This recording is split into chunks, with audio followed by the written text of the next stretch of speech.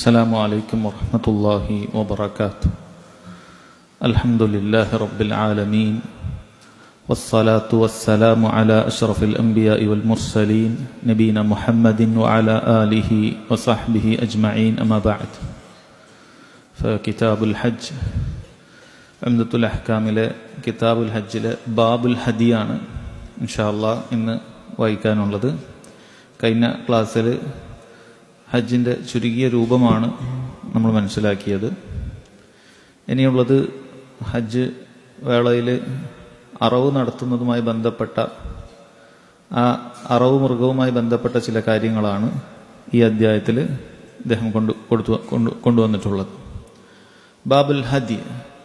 അൽ ഹദി എന്താണെന്ന് വെച്ചാൽ പണ്ഡിതന്മാർ പറയുന്നു, മാ യുദ്ബഹു ഫിൽ ഹറം തഖർറുബൻ ഇലല്ലാഹി അസ്സ വജൽ വ ഇഹ്സാനൻ ഇലൽ ഫുഖറ. അത് ഹറമിൽ വെച്ച് അറുക്കപ്പെടുന്ന കാര്യത്തിനാണ് ഹദി എന്ന് പറയുന്നത്. നമ്മൾ സാധാരണ ഉദുഹിയ എന്ന് പറയാറുണ്ട്, അത് നമ്മൾ ബലിപെരുന്നാളിന് അറുക്കുന്നതാണ്. ഹദി എന്ന് പറഞ്ഞു കഴിഞ്ഞാൽ മാ യുദ്ബഹു ഫിൽ ഹറം തഖർറുബൻ ഇലല്ലാഹി തആല വ ഇഹ്സാനൻ ഇലൽ ഫുഖറ.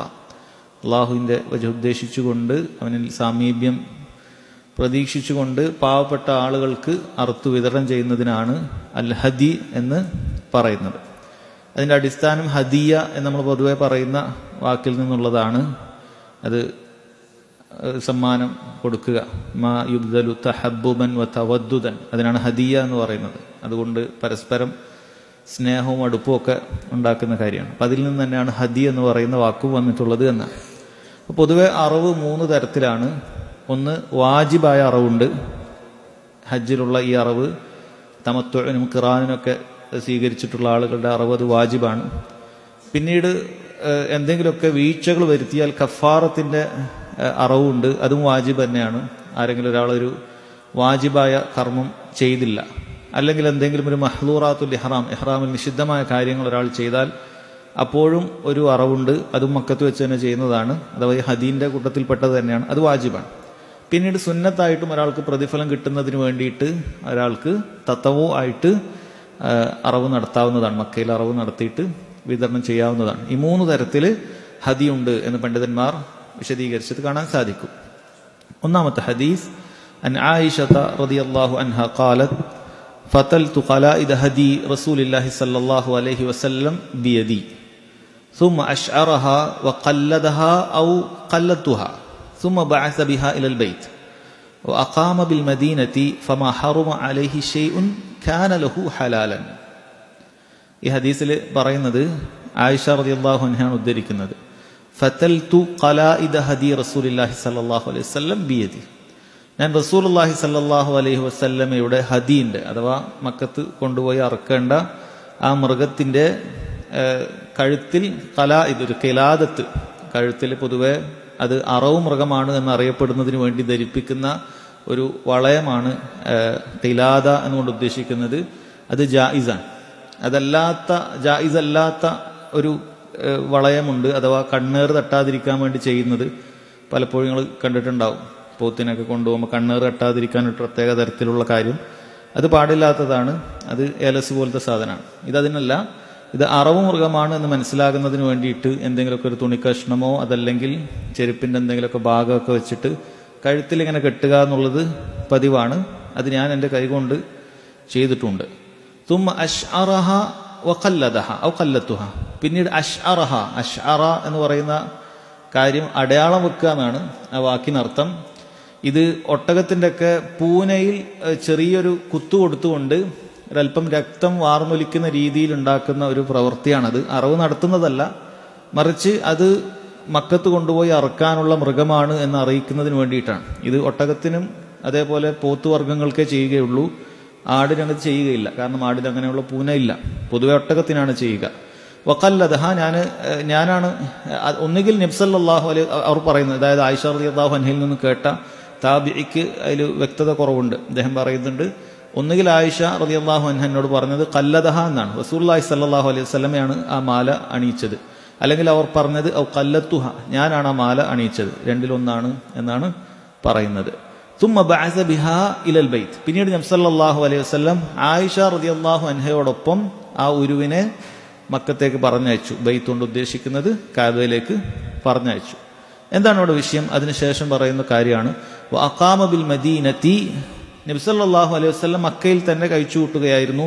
ഫമാ ഹറുമ അലൈഹി ഷൈഉൻ കാന ലഹു ഹലാലൻ, നേരത്തെ ഹലാലായ ഒരു കാര്യവും നബി സല്ലല്ലാഹു അലൈഹി വസല്ലമക്ക് ഈ ബലിമൃഗത്തെ പറഞ്ഞയച്ചു എന്ന കാരണത്താൽ നിഷിദ്ധമായിട്ടില്ല. അഥവാ മഹ്ലൂറാത്തുൽ ഇഹ്റാം ഒന്നും ബലിമൃഗത്തെ പറഞ്ഞയക്കുന്ന ആൾക്ക് ബാധകമായിട്ടില്ല എന്നാണ് പറയുന്നത്.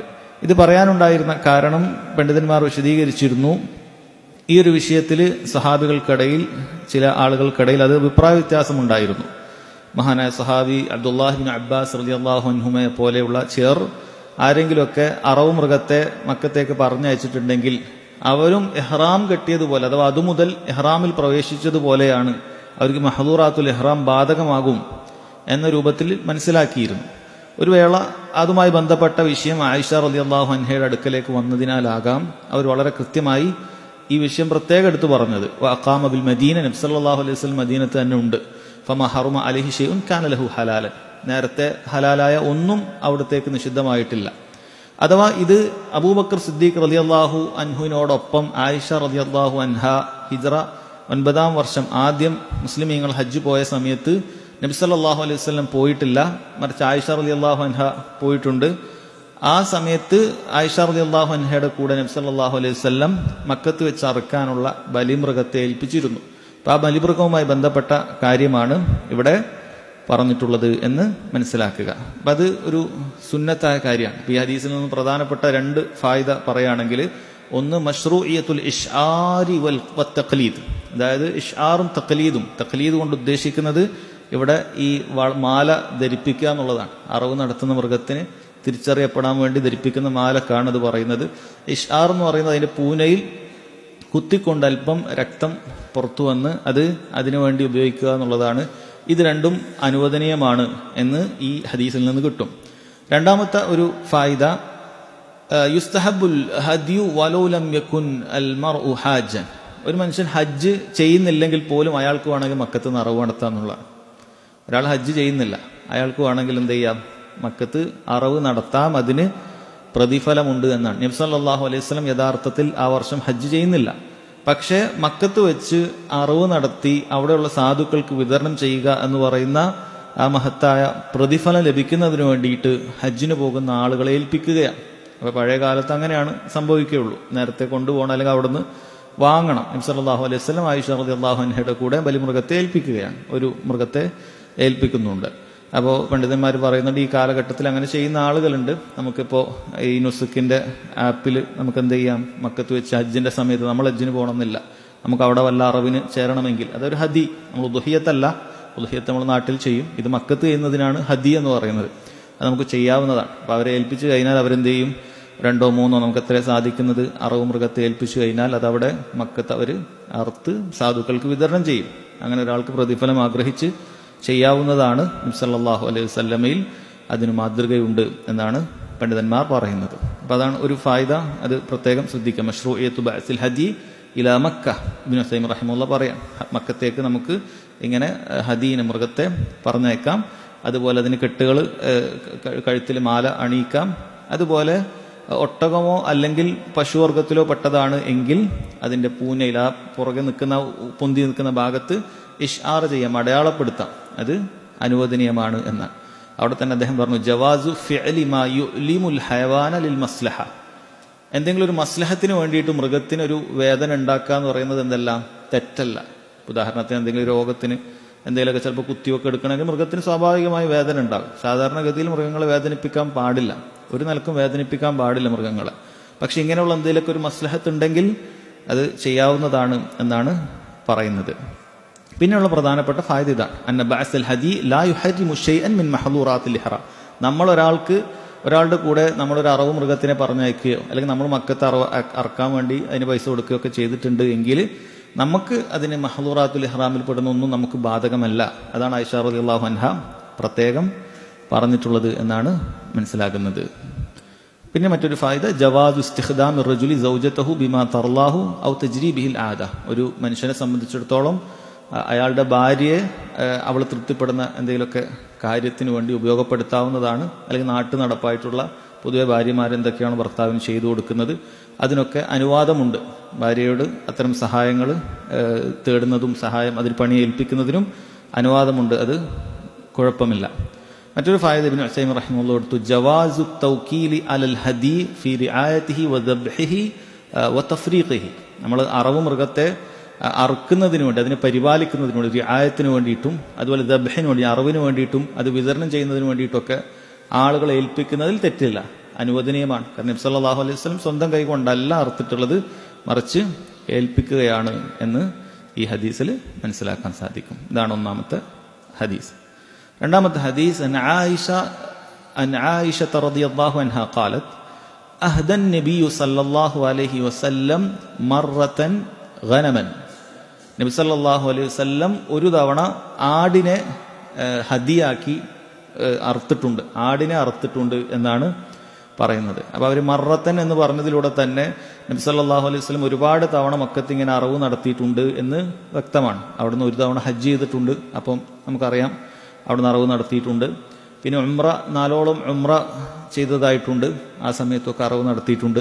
പിന്നീട് ഈ ആയിഷ റളിയല്ലാഹു അൻഹ ഹജ്ജ് ചെയ്തപ്പോൾ ആ സമയത്ത് പറഞ്ഞയച്ചിട്ടുണ്ട്. അതല്ലാത്ത സമയത്ത് ആളുകൾ പോകുമ്പോഴും പറഞ്ഞയച്ചേക്കാം, കാരണം പ്രതിഫലാർഹമായ കാര്യമാണ് മക്കത്ത് അറവ് നടത്തി വിതരണം ചെയ്യുക എന്നുള്ളത്. അപ്പം അതിലൊരു തവണ ആടിനെ അയച്ചിട്ടുണ്ട്, അഥവാ ആടിനെ അറവ് മൃഗമായി സ്വീകരിക്കുക എന്നുള്ളത് ഈ ഹദീസിലൂടെ നമുക്ക് എന്ത് ചെയ്യാം, മനസ്സിലാക്കാൻ സാധിക്കും. നബി സല്ലല്ലാഹു അലൈഹി വസല്ലം ഒരു തവണ അങ്ങനെ ആടിനെ അയച്ചിട്ടുണ്ട്. അതാണ് ഇതിൻ്റെ ഒരു വിഷയം, ഹുക്മു ഇഹ്ദാഇൽ ഗനം. ആടിനെ നമുക്ക് മക്കത്ത് അറവ് നടത്താൻ വേണ്ടി ഉപയോഗിക്കാം എന്നുള്ളതിൻ്റെ വിധി, അത് ജായിസാണ്, അനുവദനീയമാണ്, നബി സല്ലല്ലാഹു അലൈഹി വസല്ലം ചെയ്തിട്ടുണ്ട് എന്നാണ് ഇതിൽ നിന്ന് മനസ്സിലാക്കാൻ സാധിക്കുന്നത്. അതാണ് ഈ ഹദീസിലുള്ള ഫായിദ. മൂന്നാമത്തെ ഹദീസ്, അൻ അബി ഹുറൈറത റളിയല്ലാഹു അൻഹു അന്ന നബിയ സല്ലല്ലാഹു അലൈഹി വസല്ലം റഅ റജുലൻ യസൂഖു ബദന ഫഖാൽ ഇർകബ്ഹ ഖാല ഇന്നഹ ബദന ഖാല ഇർകബ്ഹ فرأيته راكبها يساير النبي صلى الله عليه وسلم وفي لفظ قال في الثانية أو الثالثة اركبها ويلك أو ويحك. ഈ ഹദീസിൽ സഹോദരങ്ങളെ നബി സല്ലല്ലാഹു അലൈഹി വസല്ലം അവിടുന്ന് ഒരിക്കൽ, അബൂ ഹുറൈറ റളിയല്ലാഹു അൻഹു പറയാണ്, അവിടുന്ന് ഒരിക്കൽ ഒരു മനുഷ്യൻ അദ്ദേഹത്തിന്റെ ബദന എന്ന് പൊതുവെ അറബി ഭാഷയിൽ പ്രയോഗിച്ചു കഴിഞ്ഞാൽ അതിൽ ഒട്ടകവും പെടും, അതുപോലെ നമ്മളെ പശുവർഗത്തിൽപ്പെട്ട വർഗ്ഗങ്ങളും പെടും. ബദന എന്ന് പറഞ്ഞാൽ ആട് പെടുകയില്ല, എന്നാൽ ഒട്ടകം അതും പെടും, അതുപോലെ പശുവിന്റെ വർഗ്ഗത്തിലുള്ള പോത്ത്, കാള, ഈ വർഗ്ഗങ്ങൾ രണ്ടിനും ബദന എന്ന് പറയും. എന്നാൽ ഈ ഹദീസിൽ ഉദ്ദേശിക്കുന്നത് നമുക്ക് പശു ആണ്, ഒട്ടകമാണ് എന്നുള്ളത് വളരെ വ്യക്തമാണ്. കാരണം ഈ ഹദീസിന്റെ ലഫ്സ് ഇങ്ങനെയാണ്, ഒരു മനുഷ്യൻ അദ്ദേഹത്തിന്റെ ബദനെ, അദ്ദേഹത്തിന്റെ ഒട്ടകത്തെ ഇങ്ങനെ നടത്തിക്കുന്നത് കാണുകയാണ്, ഈ വ്യക്തി നടക്കുകയാണ്. നബി സല്ലല്ലാഹു അലൈഹി വസല്ലം അയാളോട് പറഞ്ഞു, ഇർകബ്ഹ, നീ ഇതിന്റെ മേലെ കയറിക്കോളൂ, അതായത് ആ വാഹന മൃഗത്തെ ഉപയോഗിച്ചോളൂ. അദ്ദേഹം പറഞ്ഞു, ഇന്നഹ ബദന, റസൂലേ ഇത് ബദനയാണ്, ഇത് ഞാൻ അറവിന് വേണ്ടി നിശ്ചയിച്ചതാണ്, അപ്പം അങ്ങനെ കയറാൻ പാടുണ്ടോ എന്നറിയാത്തത് കൊണ്ടാണ് അദ്ദേഹം ചോദിക്കുന്നത്. നബി സല്ലല്ലാഹു അലൈഹി വസല്ലം വീണ്ടും പറഞ്ഞു, ഇർകബ്ഹ, നീ അതിന്റെ മുകളിൽ കയറിക്കോളൂ. അങ്ങനെ അദ്ദേഹം നബി സല്ലല്ലാഹു അലൈഹി വസല്ലമയോടൊപ്പം ഇങ്ങനെ യാത്ര ചെയ്യുന്നുണ്ട്. ചില റിവായത്തിൽ രണ്ടാമത്തെയും മൂന്നാമത്തെയും പ്രാവശ്യം ഇർകബ്ഹ വൈലക വൈഹക് എന്ന് പറഞ്ഞു, അതായത് നീ കയറൂ, നിനക്ക് നാശം, നീ കയറ്, കുഴപ്പമില്ല എന്നുള്ള നിലക്ക് നബി സല്ലല്ലാഹു അലൈഹി വസല്ലം ഇതിൽ പറയുന്നുണ്ട്. എന്തുകൊണ്ടാണ് ഇത് ഒട്ടകമാണ് എന്ന് പറയാൻ കാരണം പശുവിന്റെ മുകളിൽ കയറാൻ പാടില്ല, സഞ്ചരിക്കാൻ വേണ്ടി പശുവിന്റെ മുകളിൽ കയറാൻ പാടില്ല. ബുഖാരിയിലെ ഹദീസിൽ കാണാൻ സാധിക്കും, ഒരിക്കൽ ഒരാൾ ഇങ്ങനെ പശുവിന്റെ മുകളിൽ കയറിയപ്പോൾ പശു സംസാരിച്ചിട്ടുണ്ട്. പശു പറഞ്ഞു, ഇന്നി ലം ഉഖ്ലഖ് ലിദാലിക്, തീർച്ചയായും ഞാൻ ഇതിനു വേണ്ടി പടച്ചതല്ല. ഇത് ഒരു പ്രത്യേകമായ സംഭവത്തിൽ വന്ന കാര്യമാണ്, സ്ഥിരപ്പെട്ട ഹദീസാണ്. അപ്പം അങ്ങനെ പശു പറഞ്ഞതായിട്ട് സ്ഥിരപ്പെട്ടിട്ടുള്ള കാര്യമാണ്. അതുകൊണ്ട് തന്നെ ഇത് നബി സല്ലല്ലാഹു അലൈഹി വസല്ലം പറഞ്ഞത് അത് ഒട്ടകം മാത്രമാണ് എന്നുള്ളത് വളരെ വ്യക്തമായിട്ട് മനസ്സിലാക്കാൻ സാധിക്കും. ഇതിൽ ഇബ്നു ഉസൈമീൻ റഹിമഹുല്ലാഹ് അദ്ദേഹം ഫായിദയായി പറയുന്ന കാര്യം, ഒന്ന്, മശ്റൂഇയത്തു ഇഹ്ദാഇൽ ഇബിൽ, ഒട്ടകത്തെ നമുക്ക് എന്ത് ചെയ്യാം, ഹദിയായിട്ട് മക്കത്ത് അറവ് നടത്താൻ അനുവാദമുണ്ട്. കാരണം ഈ വ്യക്തി ഒട്ടകത്തെയാണ് അതിനുവേണ്ടി നിശ്ചയിച്ചത് എന്ന് നബി സല്ലല്ലാഹു അലൈഹി വസല്ലമയോട് പറയുന്നുണ്ട്. രണ്ടാമത്തത്, ജവാസു റുകൂബിൽ ഹദി ഇദാ കാന റാകിബു മുഹ്താജൻ ലിദാലിക് വഅൻ ലാ യകൂന അലൽ ഹദി ദറർ. ഒരാൾക്ക് വേണമെങ്കിൽ അയാളുടെ ബലിമൃഗത്തിന്റെ മുകളിൽ കയറാവുന്നതാണ്, അയാൾക്ക് അതിന് ആവശ്യമുണ്ടെങ്കിൽ. രണ്ട് നിബന്ധനയാണ് പണ്ഡിതന്മാർ പറഞ്ഞത്. ഒന്ന്, അയാൾ ആവശ്യക്കാരനാണെങ്കിൽ. രണ്ടാമത്തത്, ആ മൃഗത്തിന് ഒരു ദറർ ഉണ്ടാക്കാൻ പാടില്ല. ഇപ്പൊ നമ്മൾ കയറുന്ന ഏത് മൃഗമാണെങ്കിലും അങ്ങനെ തന്നെയാണ്. കഴുത അതിന് മുകളിൽ കയറാൻ പറ്റുന്നതാണ്, ഒട്ടകത്തിന്റെ മുകളിൽ കയറാം, കുതിരയുടെ മുകളിൽ കയറാം. അതിന് വഹിക്കാത്ത ഭാരം ഒരാൾ ഒരിക്കലും കയറാൻ പാടില്ല. അപ്പോൾ ചെറിയൊരു കുതിരന്റെ മേലെ നല്ല വെയിറ്റുള്ള ഒരാൾ കയറുക എന്നുള്ളത് പാടില്ലാത്തതാണ്. ചെറിയൊരു കുതിരയുടെ മുകളിൽ വലിയ വെയിറ്റുള്ള ഒരാൾ അല്ലെങ്കിൽ വലിയ ഭാരം അതിന് മുകളിൽ വെച്ചു കൊടുക്കുക എന്നുള്ളത് പാടില്ലാത്ത കാര്യമാണ്. ഇവിടെ ഈ രണ്ട് നിബന്ധന, ഒരാൾ ആവശ്യക്കാരനാണ്, അതോടൊപ്പം തന്നെ അതിന് യാതൊരു കുഴപ്പവുമില്ല എങ്കിൽ അനുവദനീയമാണ് എന്നാണ് പറയുന്നത്. പണ്ഡിതന്മാർ പറഞ്ഞു, പൊതുവെ ഒരു കായിക പ്രകാരം നമ്മളൊരു കാര്യത്തെ, മൃഗത്തെ അത് ബലിക്ക് വേണ്ടി നിശ്ചയിച്ചാൽ, ഉദഹിയത്താകട്ടെ അതല്ല ഈ ഹദിയായിട്ട് മക്കത്ത് വെച്ച് അറക്കുന്നതാകട്ടെ, അത് പിന്നീട് നമ്മുടെ പേഴ്സണലായ അല്ലെങ്കിൽ നമ്മുടെ വ്യക്തിപരമായ ആവശ്യങ്ങൾക്ക് അത് ഉപയോഗിച്ചുകൂടാന്നാണ്. ഉദാഹരണത്തിന് ഒട്ടകത്തിനെ കിണറ്റിൽ നിന്ന് വെള്ളം കോരാൻ വേണ്ടി ഉപയോഗിക്കും. നിങ്ങൾ എത്ര പേര് കണ്ടിട്ടുണ്ട് എന്നറിയില്ല. ഒട്ടകം നടക്കുമ്പോൾ കപ്പി ഇങ്ങനെ പൊന്തുകയും അങ്ങനെ വെള്ളം താഴുക എടുക്കുന്ന ഒരു അവസ്ഥ ഉണ്ട്. അത് ഇന്നും സൗദി അറേബ്യയിലൊക്കെ അത് കാണാൻ പറ്റും. അത് സംരക്ഷിച്ചു പോന്നിട്ടുണ്ട്. ആ രൂപത്തിൽ വലിയ കിണറ്റിൽ നിന്നും വെള്ളം കോരാൻ ഒട്ടകങ്ങൾ ഉപയോഗിക്കാറുണ്ട്. അപ്പൊ അങ്ങനെ ഒട്ടകങ്ങൾ അങ്ങനെ പല പണികൾ എടുത്തു കൊടുക്കും. അപ്പൊ അത് അങ്ങനെയുള്ള പണികളൊന്നും ഈ അറവിന് വേണ്ടി നിശ്ചയിച്ച മൃഗത്തെ പൊതുവെ പാടില്ല എന്നാണ്. അപ്പൊ അതിൽ നിന്നൊരു ഇസ്തിസ്ന ആണ് ആവശ്യക്കാരനായ ഒരാൾക്ക് അതിന്റെ മുകളിൽ കയറാന്നുള്ളത്. കാരണം അയാൾ പ്രയാസപ്പെട്ടിട്ടാണ് ഈ മൃഗത്തെയും വഹിച്ച് നടക്കുന്നത്. ഇതാണെങ്കിൽ പൊതുവെ നമുക്ക് കയറാൻ അനുവാദമുള്ളൊരു മൃഗവുമാണ്, ജായിസാണ്. അതുകൊണ്ട് ഇത്തരം സാഹചര്യങ്ങളിൽ അയാൾക്കതിൽ കയറുന്നത് കൊണ്ട് കുഴപ്പമില്ല. നബി സല്ലല്ലാഹു അലൈഹി വസല്ലം അതിന് പ്രത്യേക അനുമതി നൽകിയിട്ടുണ്ട്. അതല്ല എങ്കിൽ ഇത്തരം മൃഗങ്ങൾ നമ്മുടെ മസ്ലഹത്തിന് ഉപയോഗിക്കാൻ പാടില്ല എന്ന് തന്നെയാണ് പണ്ഡിതന്മാർ പറഞ്ഞിട്ടുള്ളത്. അപ്പൊ ഇബ്നു തൈമിയ്യ റഹിമഹുല്ലാഹ് അവിടെ ഫായിദ പറയാണ്, മശ്റൂഇയത്തുൽ അഖ്ദി ബിറുഖ്സ വതർക്കി ഇജ്ഹാദിൻ നഫ്സ്. എപ്പോഴും റുഖ്സ ഉണ്ടെങ്കിൽ, ഇളവുണ്ടെങ്കിൽ അത് സ്വീകരിക്കുക എന്നുള്ളതാണ് മശ്റൂ ആയിട്ടുള്ളത്. വതർക്കി ഇജ്ഹാദിൻ നഫ്സ്, സ്വന്തത്തെ പ്രയാസപ്പെടുത്തുക എന്നുള്ളത് ഉപേക്ഷിക്കേണ്ടതാണ്. അതായത് ഈ വ്യക്തി നടന്നു പോകുന്ന വ്യക്തിയോടാണ് നബി സല്ലല്ലാഹു അലൈഹി വസല്ലം എന്ത് പറയുന്നത്, ഈ മൃഗത്തിൽ കയറും, അത് ബലിമൃഗമായിട്ടാണ്. ഇപ്പൊ ബലിമൃഗത്തിൽ പൊതുവെ നമ്മളത് അങ്ങനെയൊന്നും ഉപയോഗിക്കാൻ പാടില്ല. എന്നിട്ട് പോലും പ്രയാസം ഉണ്ടാകേണ്ടതില്ല. നീ മക്കത്തേക്ക് പോകുമ്പോൾ ഇങ്ങനെ നടന്ന് കഷ്ടപ്പെടേണ്ടതില്ല. മറിച്ച് ഈ മൃഗത്തിന് മുകളിൽ കയറിക്കോളൂ എന്നാണ് നബി സല്ലല്ലാഹു അലൈഹി വസല്ലം പറയുന്നത്. അപ്പോഴാണ് ചില ആളുകൾ ഈ കാലഘട്ടത്തിൽ വളരെ കഷ്ടപ്പെട്ടുകൊണ്ട് മക്കത്ത് നടന്നു പോയിട്ട് അതിൽ കൂടുതൽ പ്രതിഫലമുണ്ട് എന്ന് പ്രതീക്ഷിക്കുന്നത്. യാതൊരു കാര്യമില്ല. അങ്ങനെ പ്രത്യേകം പ്രതിഫലമുള്ള കാര്യമൊന്നുമല്ല അത്. ഒരാൾക്ക് അതിനുള്ള മാർഗ്ഗമില്ല, വേറെ വാഹനമൊന്നുമില്ല, പഴയ കാലമാണ്, അയാൾ നടന്നിട്ട് പോയിട്ടുണ്ടെങ്കിൽ അത് യാതൊരു കുഴപ്പമില്ല. അതിനുള്ള പ്രയാസത്തിനുള്ള പ്രതിഫലം അയാൾക്കുണ്ട് എന്ന് നമുക്ക് മനസ്സിലാക്കാം. പക്ഷെ എല്ലാവിധ സാഹചര്യങ്ങളും എളുപ്പങ്ങളും ഒക്കെ ഉള്ള സ്ഥിതിക്ക് ഒരാൾ അത് ഉപേക്ഷിച്ചുകൊണ്ട് ഇത്തരം പ്രയാസങ്ങൾ സ്വയം ഏറ്റുവാങ്ങുക എന്നുള്ളത് അത് പ്രത്യേകം പുണ്യമൊന്നും അതിൽ ലഭിക്കാൻ പോകുന്നതുമില്ല. മാത്രവുമല്ല ഇസ്ലാമിന്റെ പൊതു തത്വങ്ങൾക്കെതിരുമാണ്. രണ്ട് കാര്യങ്ങൾ നമുക്ക് ചെയ്യാനൊരു വകുപ്പുണ്ടെങ്കിൽ അതിലേറ്റവും എളുപ്പമുള്ളത് സ്വീകരിക്കുക എന്നുള്ളതാണ് നബി സല്ലല്ലാഹു അലൈഹി വസല്ലമയുടെ മാതൃക. അതല്ലാതെ വെറുതെ പ്രയാസപ്പെട്ട് ബുദ്ധിമുട്ടി അങ്ങനെ ചെയ്യേണ്ടതില്ല. ഈ മസ്ജിദിലേക്ക് വരാൻ രണ്ട് വഴിയുണ്ടെന്ന് വിചാരിക്കുക. ഒന്ന് വലിയൊരു മലയൊക്കെ കയറി കടന്ന് കഷ്ടപ്പെട്ട് വാഹനം പോവുക, നമ്മൾ നടന്ന് കയറിയ മലന്റെ മേലോട്ട് കയറി ബുദ്ധിമുട്ടി കുറെ മുള്ളും കല്ലും ഒക്കെ ഉണ്ട്, എന്നിട്ട് വേണം കഷ്ടപ്പെട്ട് ഈ മസ്ജിദിലേക്ക് വരാൻ. ഒരു വഴിയുണ്ടെന്ന് വിചാരിക്കുക. രണ്ടാമത് നേരെ നമുക്ക് ഇങ്ങോട്ട് നടന്നു വരാം, ഒരു കുഴപ്പമില്ല, മലയുമില്ല കുന്നുമില്ല ഒന്നുമില്ല, നേരെ ഇങ്ങോട്ട് വരാനുള്ള വഴി. അപ്പോൾ ഒരാൾ പള്ളിയിൽ വരുന്നത് കുറെ പ്രതിഫലാർഹമാക്കണം എന്ന് വിചാരിച്ചിട്ട് ഈ മലന്റെ മേലൊക്കെ കയറി ഒരു അരമണിക്കൂറൊക്കെ നടന്ന് കഷ്ടപ്പെട്ട് ഇറങ്ങി ഇങ്ങനെ വരുന്നതാണോ സുന്നത്ത്? അതല്ല എളുപ്പമുള്ള മാർഗം സ്വീകരിക്കലാണോ? തീർച്ചയായും എളുപ്പമുള്ള മാർഗം സ്വീകരിക്കലാണ്, യാതൊരു സംശയം അതിൽ വേണ്ടതില്ല. എന്നാൽ ഒരാൾക്ക് ഒരൊറ്റ വഴിയേ ഉള്ളൂ, അതി കഷ്ടപ്പെട്ട് മല കയറി വരല് മാത്രമാണ്, അയാൾക്ക് വേറെ വഴിയില്ല. എങ്കിൽ ആ ഒറ്റപ്പെട്ട ആ വഴിയിലൂടെ കടന്നു വരുന്നതിന് അയാൾക്ക് പ്രതിഫലമുണ്ട്. ഇത് രണ്ടും നമ്മൾ വേർതിരിച്ച് മനസ്സിലാക്കണം.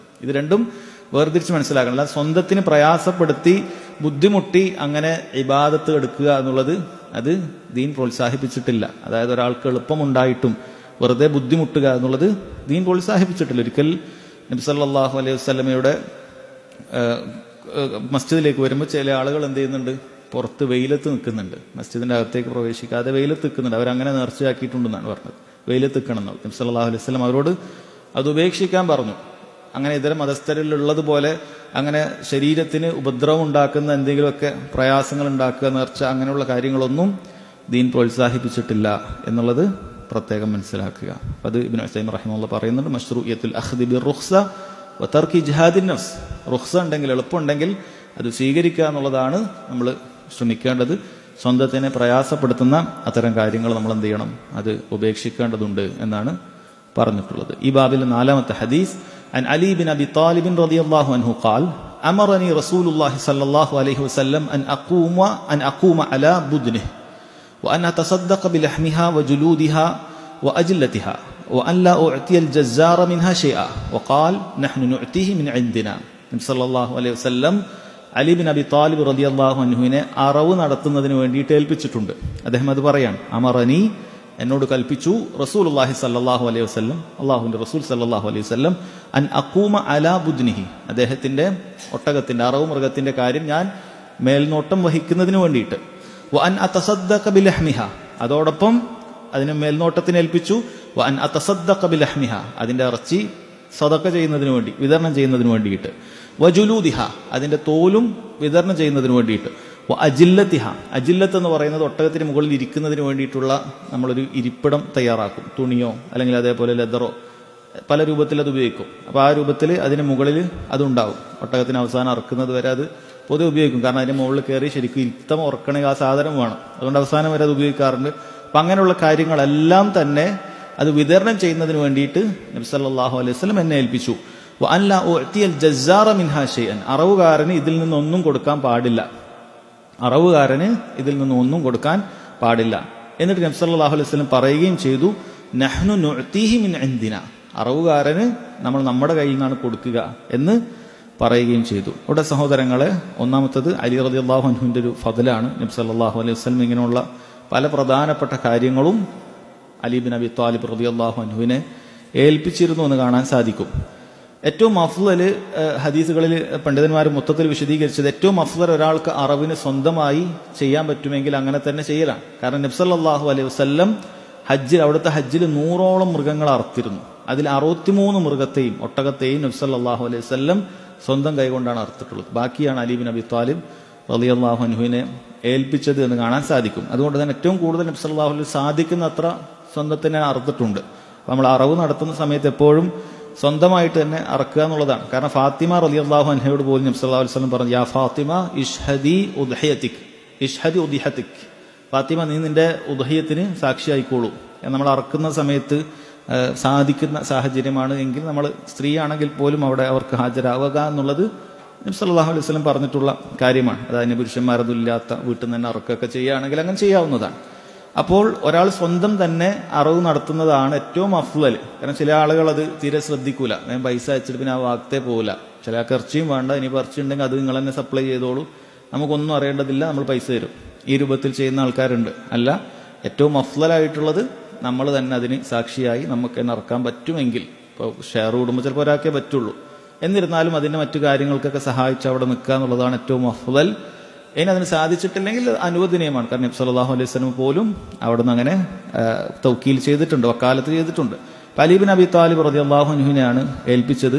നബി സല്ലല്ലാഹു അലൈഹി വസല്ലം ഒട്ടകത്തിന്റെ മൊത്തം മേൽനോട്ടം ഏൽപ്പിച്ചിട്ടുണ്ട്.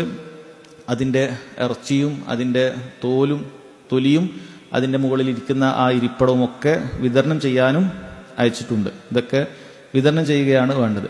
അവിടെ പ്രത്യേകം മനസ്സിലാക്കേണ്ട കാര്യം എന്താണ്? അതിൽ ആ അറവുകാരനൊന്നും കൊടുക്കാൻ പാടില്ല. അതായത് ഇത് മുഴുവൻ സദക്കയായിട്ട് പോകണം.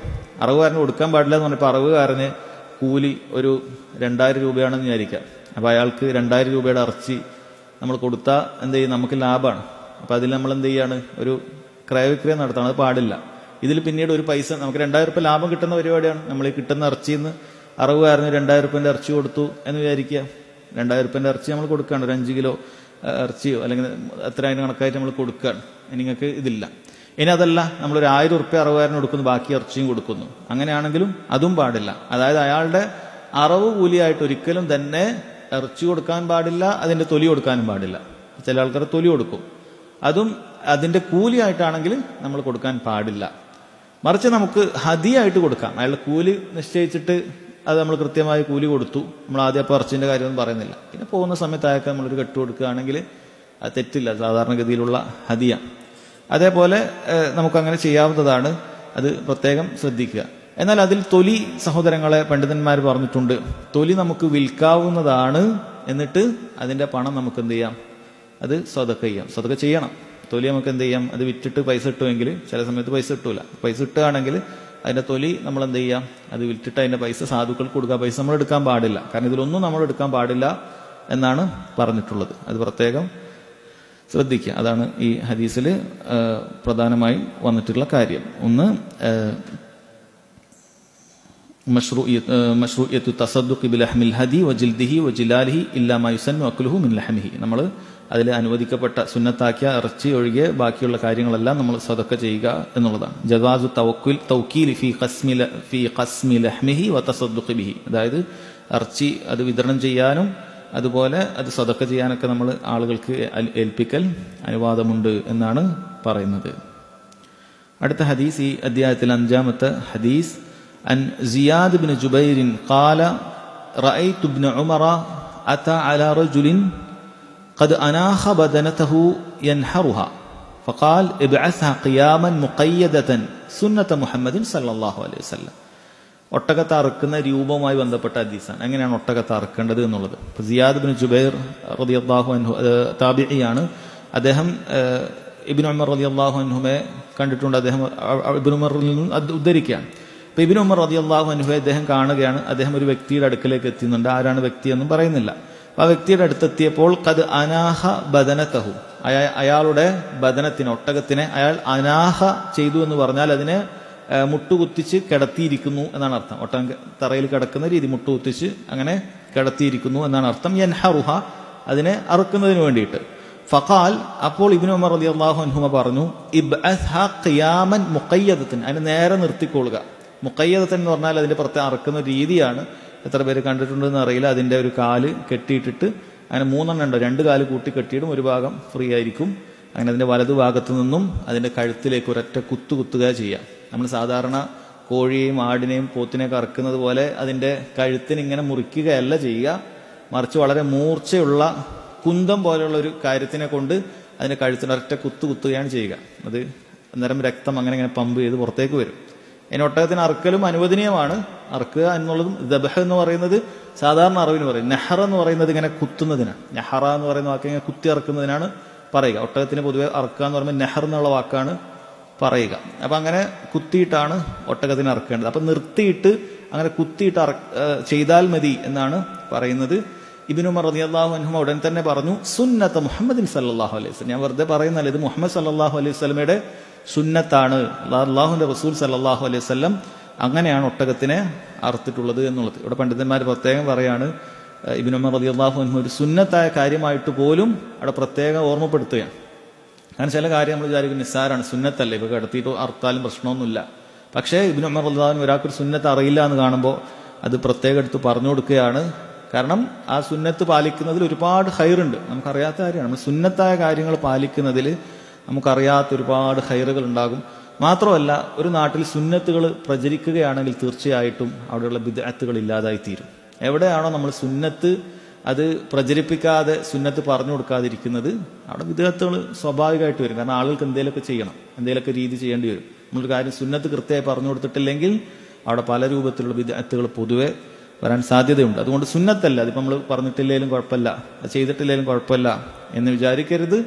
ഒന്ന്, അതിനൊരുപാട് ഹൈറുകൾ നമ്മുടെ ജീവിതത്തിൽ ഉണ്ടാകും. സുന്നത്ത് പാലിക്കുന്നതുകൊണ്ടുള്ള ബറക്കത്തുണ്ടാകും. സുന്നത്ത് പാലിക്കുന്നതിൽ ഒരു ബറക്കത്തുണ്ട്. രണ്ടാമത്തേത്, അത് ബിദ്അത്തുകൾ പ്രചരിക്കാതിരിക്കാനുള്ള ഒരു മാർഗം കൂടിയാണ് സുന്നത്ത് അതിന്റെ സ്ഥാനത്ത് പ്രചരിപ്പിക്കുക എന്നുള്ളത്. ഇബ്നു തൈമിയ്യ റഹിമഹുല്ലാഹ് അദ്ദേഹം ഇതിന്റെ ഫായിദയായി പറയുന്നു, ഒന്ന്, മശ്റൂഇയത്തു നഹ്രിൽ ഇബ്ലി വഹിയ ഖായിമ മൗഖൂലത്തിൽ യദിൽ യുസ്റ.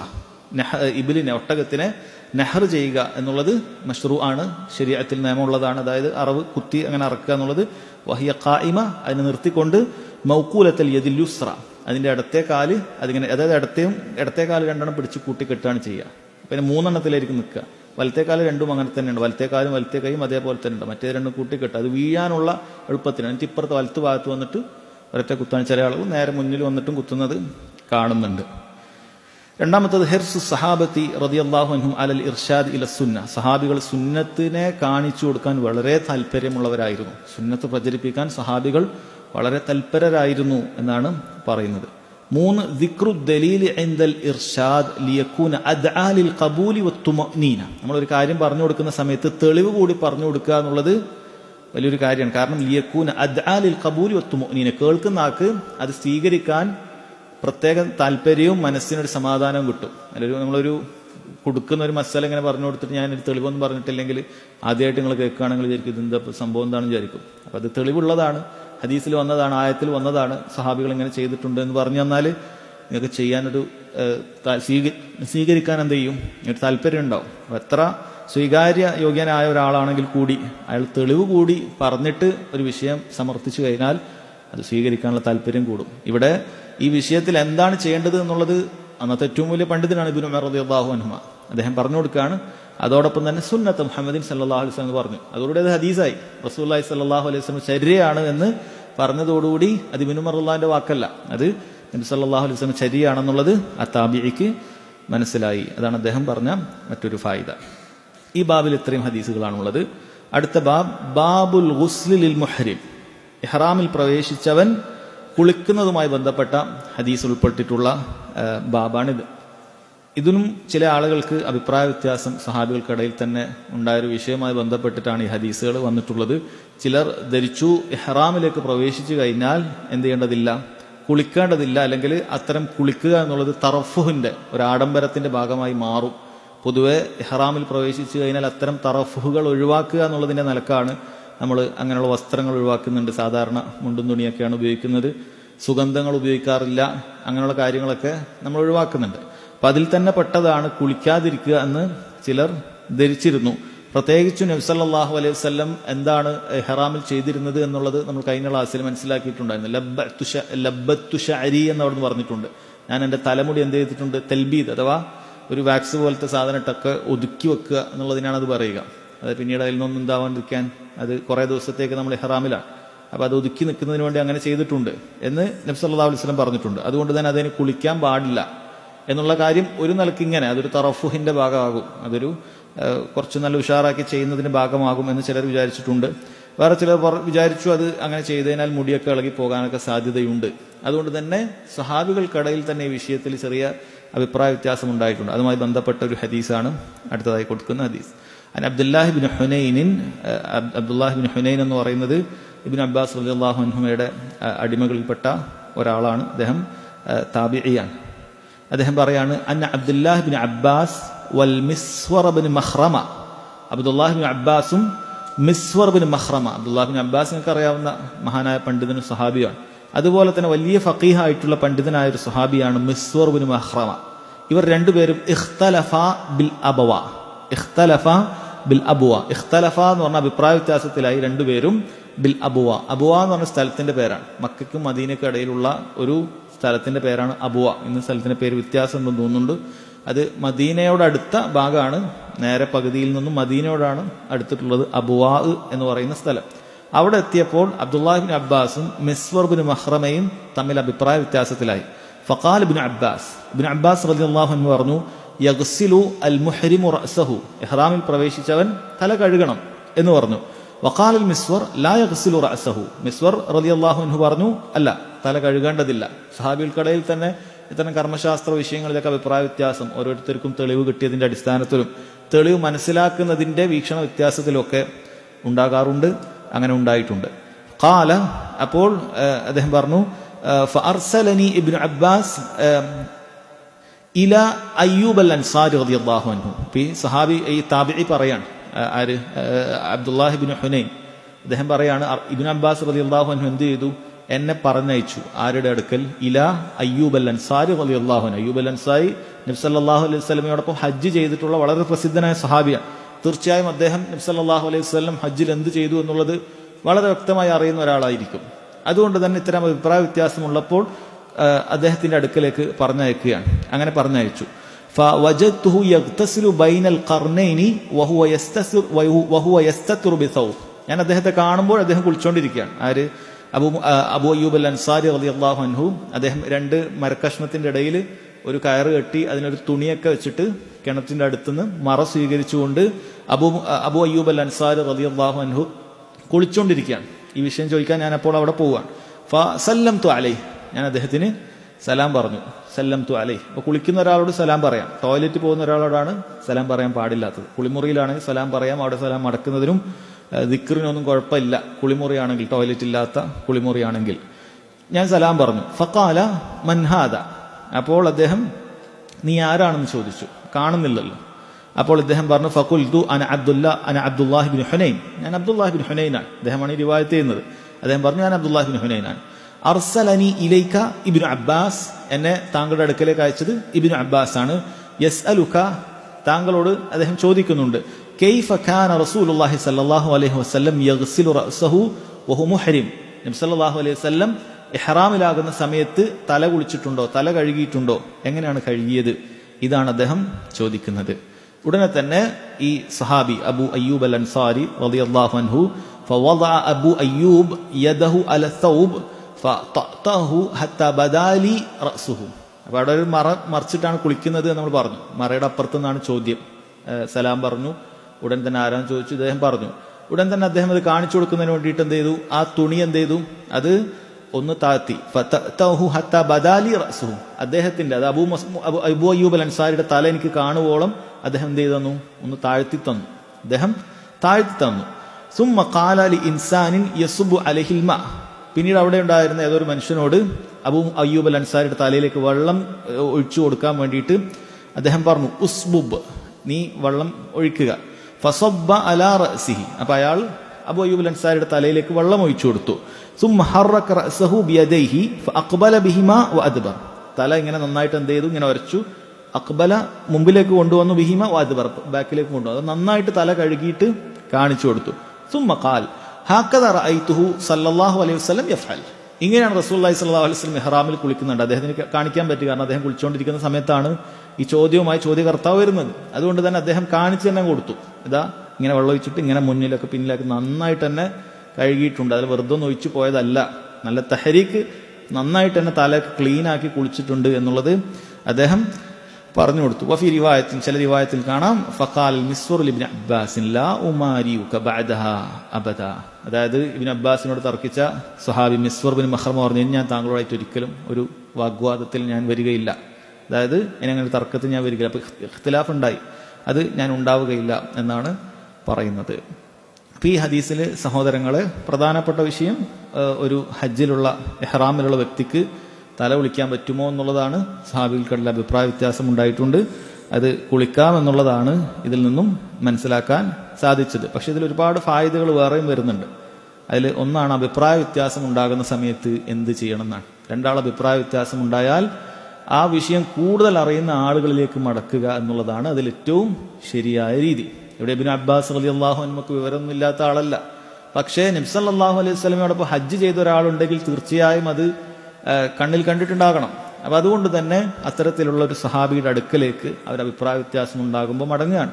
ഇതാണ് എല്ലാ അഭിപ്രായ വ്യത്യാസത്തിലും ചേരിതിരിവുകൾ ഇല്ലാതിരിക്കാൻ, തർക്കങ്ങൾ അത് മാന്യമായി പരിഹരിക്കപ്പെടാനുള്ള മാർഗം എന്ന് പറയുന്നത്. ഫസ്അലു അഹ്ല ദിക്ർ ഇൻ കുൻതും ലാ തഅലമൂൻ, അല്ലാഹു തആല പറഞ്ഞതുപോലെ നിങ്ങൾക്ക് അറിയില്ലാത്ത വിഷയം അത് നിങ്ങൾ പണ്ഡിതന്മാരുടെ അടുക്കലേക്ക് ചോദിക്കുക എന്നുള്ളതാണ്. അത് സഹാബികൾ നമുക്ക് കാണിച്ചു തന്നിട്ടുണ്ട്, താബിഈങ്ങൾ കാണിച്ചു തന്നിട്ടുണ്ട്. മഹാന്മാരായ മുൻഗാമികളായ പണ്ഡിതന്മാർ പോലും അവരെക്കാളും വലിയ പണ്ഡിതന്മാരുടെ അടുക്കലേക്ക് അഭിപ്രായ വ്യത്യാസമുള്ള വിഷയത്തിൽ മടക്കി മാതൃക നമുക്ക് കാണിച്ചു തന്നിട്ടുണ്ട്. ആ ഒരു കാര്യം ഈ ഹദീസിൽ കാണാം. അതുപോലെ തന്നെ അബൂ അയ്യൂബ് അൽ അൻസാരി റളിയല്ലാഹു അൻഹു അദ്ദേഹം കുളിക്കുന്നത് എങ്ങനെയാണ്? അത് മാതൃകയാണ്. ഒരാൾക്ക് പുറത്തു നിന്ന് കുളിക്കേണ്ടി വരികയാണ് എങ്കിൽ പൂർണ്ണമായ മറ സ്വീകരിച്ചിട്ട് വേണം കുളിക്കാൻ. ചിലർ കിണറ്റിന്റെ അക്കത്തു നിന്നൊക്കെ കുളിക്കുന്ന പുരുഷന്മാർക്ക് അങ്ങനെ ഔറത്തൊന്നും ബാധകമല്ലാത്ത പോലെയാണ് ചിലർ. അല്ലെങ്കിൽ കുളത്തിലോ അല്ലെങ്കിൽ പുഴയിലോ ഒക്കെ കുളിക്കുന്ന പലരെയും കാണാൻ പറ്റും. അവരെ വിചാരം അങ്ങനെ സ്ത്രീകൾക്ക് മാത്രമേ ഔറത്തുള്ളൂ. അല്ല, പുരുഷന്മാർക്ക് ഔറത്തുണ്ട്. മുട്ടുപൊക്കലിനിടയിൽ അന്യ പുരുഷന്മാരാകട്ടെ സ്ത്രീകളാകട്ടെ ആരും കാണാൻ പാടില്ല. അപ്പം അത് ശ്രദ്ധിക്കണം. ഇവിടെ അബൂ അയ്യൂബ് അൻസാരി തല വരെ മറിച്ചിട്ടാണ് അവിടെ കുളിക്കുന്നത്. അപ്പോൾ ആ മസല ചോദിച്ചപ്പോൾ മനസ്സിലാക്കി കൊടുക്കാൻ വേണ്ടിയിട്ടാണ് അദ്ദേഹം എന്ത് ചെയ്തത്, തല മാത്രം ഇങ്ങനെ താഴ്ത്തിയിട്ട് മറ്റേയാൾക്ക് കാണിച്ചു കൊടുത്തത്. അത് മറ്റൊരു ഫായിദയാണ്.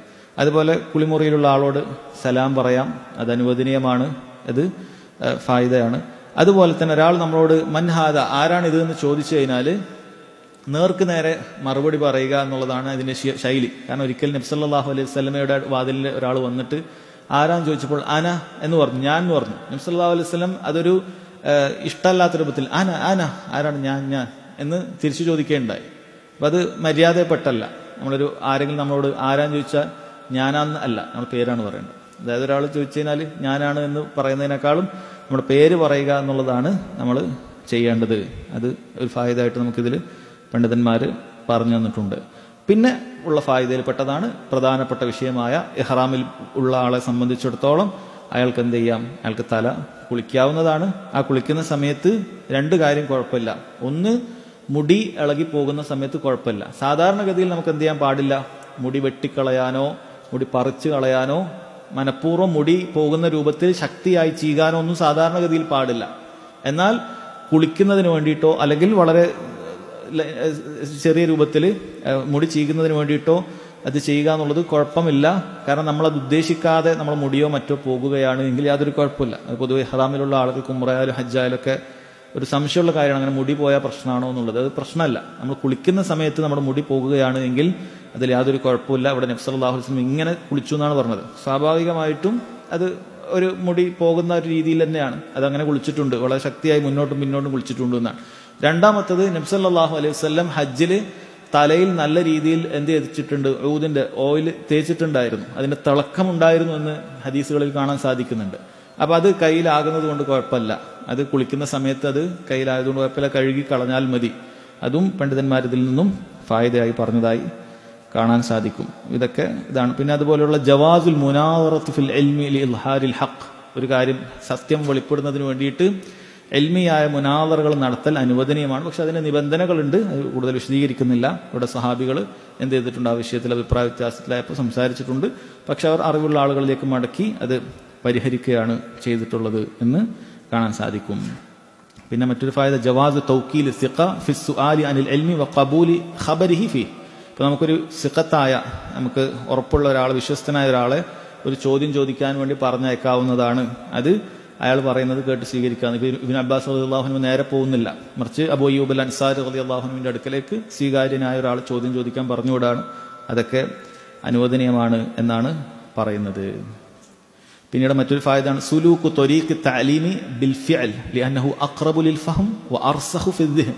ഒരു കാര്യം ഒരാൾ ചോദിച്ചാൽ നമുക്ക് പരമാവധി കാണിച്ചു കൊടുക്കാൻ പറ്റുന്ന സാഹചര്യമൊക്കെ ആണെങ്കിൽ കാണിച്ചു തന്നെ കൊടുക്കുക എന്നുള്ളതാണ് ഏറ്റവും നല്ലത്, മനസ്സിലാവാൻ ഏറ്റവും നല്ലത്. ഒരു ചെറിയ കുട്ടിയെ വുളു എടുക്കാൻ നമ്മുടെ വുളുവിന്റെ മസല എങ്ങനെ പറഞ്ഞു കൊടുക്കുന്നതിനേക്കാൾ ഏറ്റവും എളുപ്പം എന്താണ്, പൈപ്പിന്റെ ചോട്ടിൽ പോയി ഒന്ന് വുളു എടുക്കുക, കാണിച്ചു കൊടുത്തതിനാൽ ശരിക്കും മനസ്സിലായത് അവിടെ വരെ കഴുകണം. ഇതാണ് യദ് എന്ന് പറഞ്ഞ കൈ ഇവിടെയാണ്.